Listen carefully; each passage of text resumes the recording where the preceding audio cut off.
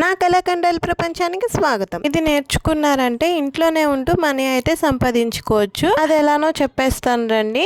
ముందుగా అయితే బిగినర్స్ అలానే చాలా వరకు వచ్చిన వాళ్ళు కూడా చేసే మిస్టేక్స్ ఏంటో చూపిస్తాను. ఉక్సులు కాజాలే కదా, ఎలా పడితే అలా కుట్టేయచ్చులే అనుకుంటే కస్టమర్స్ అయితే ఊరుకోరు కదండి. అందుకని మీరు చేసే కొన్ని మిస్టేక్స్ ఏంటో నేను ఇక్కడ చూపిస్తాను. ఇలా ఎలాంటి మిస్టేక్స్ చేయకుండా ఉక్సులు కాజాలు కరెక్ట్గా కుట్టడం ఎలానో తెలుసుకోవాలంటే వీడియో స్కిప్ చేయకుండా చూడండి. ఫస్ట్ కరెక్ట్ సూదును అయితే తీసుకోవాలి. నేను ఇక్కడ 3 రకాల సూదులను అయితే చూపిస్తున్నాను చూడండి. ఇది చూడడానికి చిన్నగా ఉన్నా కూడా లావుగా ఉన్నది. ఈ దారం ఎక్కించే హోలు చాలా లావుగా ఉంది. ఇలా లావుగా ఉండడం వల్ల మనం ఉక్సులు కాజాలు కుట్టేటప్పుడు అది బయటికి తీయడానికి చాలా కష్టంగా ఉంటుంది. ఇది చూడండి, ఇది పెద్దగా ఉంది, అలానే లావుగా ఉంది. ఇది కూడా తీసుకోకూడదు. ఇప్పుడు దీన్ని చూడండి, ఈ రెండింటితో పోలిస్తే ఇది సన్నగా ఉంటుంది, అలానే దారం ఎక్కించే హోల్ కూడా సన్నగా ఉంటుంది. అలా అని చెప్పి మరీ సన్నది తీసుకోకండి, వంగిపోతుంది. నేను చూపించే సైజులో తీసుకోండి. ఇలా కరెక్ట్ సూదిని ఎంచుకోకపోవడం వల్ల కూడా మనం కుట్టేటప్పుడు చాలా ఇబ్బందులు ఫేస్ చేస్తాం. మెయిన్గా కుట్టేటప్పుడు సూది బయటికి రాదు, అలా హోల్ పెద్దగా ఉండడం వల్ల. అందుకని ఈ మిస్టేక్ చేయకండి. ఇప్పుడు దారం ఎలా ఎక్కించాలో చూద్దాము.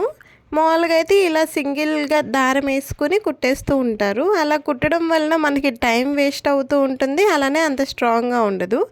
ఇలా 2 పేటల మీద తీసుకుని నేను వీడియోలో చూపిస్తున్నట్లు ఇలా కలిసి ఉంటుంది కదా, ఆ సైడ్ నుంచి ఎక్కిస్తే మనకి ఈజీగా చూడండి, ఇంకో సైడ్ ఓపెన్ ఉంది. ఇలా ఈ సైడ్ నుంచి ఎక్కిస్తే మనకి సూదిలోకి దారం అనేది ఈజీగా ఎక్కేస్తుంది. చూడండి ఎంత ఈజీగా ఎక్కేస్తుందో. ఇలా దారాన్ని ఎక్కించుకొని చివరిన ముడైతే వేసుకోండి.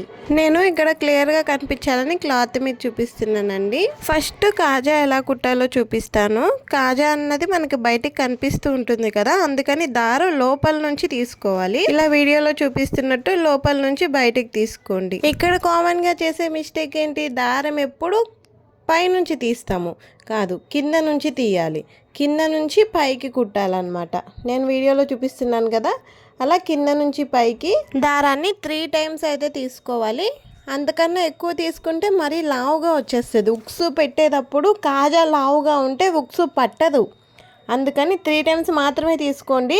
2 టైమ్స్ తీసుకుంటే మరీ సన్నగా అయిపోతుంది, అంత స్ట్రాంగ్గా ఉండదు. సో 3 టైమ్స్ అయితే తీసుకోండి. ఇలా 3 లైన్స్ వేసుకున్న తర్వాత మళ్ళీ సూదిని పైకి తీసుకోండి. ఇప్పుడు సూదిని మనం ఏవైతే 3 లైన్స్ వేసామో దాని కింద నుంచి పెట్టుకోవాలండి.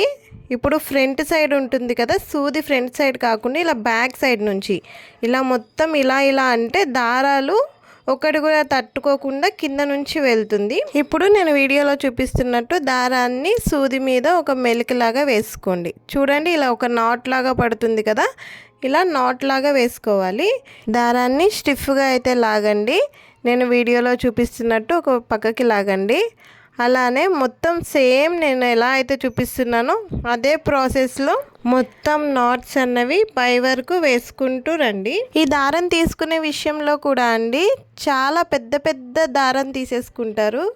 ఎక్కువ దారం అయితే తీసుకోకండి, చిన్నగా తీసుకోండి. ఎక్కువ దారం తీసుకోవడం వల్ల చిక్కులు పడిపోతూ ఉంటుంది. ఇప్పుడు సూదిని లోపలికి పెట్టాలి కదా, దారం ఏ పక్కకైతే తీసుకున్నామో ఆ పక్కకు మాత్రమే సూదిని పెట్టండి. రివర్స్లో పెడితే కాజా అన్నది తిరిగిపోతుంది. చూడండి ఎంత నీట్గా వచ్చిందో.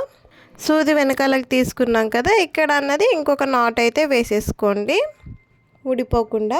ఇప్పుడు ఉక్సు కుట్టడం చూద్దాము. ఉక్సుల్లో ఎప్పుడు ఇలా స్టీల్వే తీసుకోండి.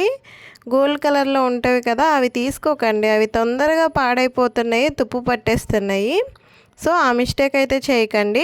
ఇప్పుడు మనం ఉక్సు వేస్తున్నాం కదా, ఉక్సు అన్నది లోపల సైడే వేస్తాం కాబట్టి మనం దారం పైనుంచే తీసుకుందాము. ఉక్సుకి 2 హోల్స్ ఉంటాయి కదా, ఫస్ట్ హోల్ నుంచి కాకుండా సెకండ్ హోల్ నుంచి అయితే స్టార్ట్ చేయాలి.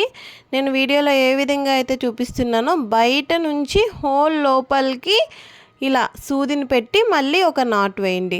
ఇలా ప్రతిదానికి నాట్స్ వేసుకుంటూ రావడం వలన ఏంటి అంటే, ఒకటి స్ట్రాంగ్గా ఉంటుంది, అలానే లుక్ అన్నది అల్లినట్టుగా చాలా నీట్గా వస్తుంది. మొత్తం సర్కిల్ అంతా ఫినిష్ అయ్యే వరకు నేను చూపించిన విధంగా బయట నుంచి హోల్లోకి తీసుకుంటూ నాట్లు వేసుకుంటూ రండి.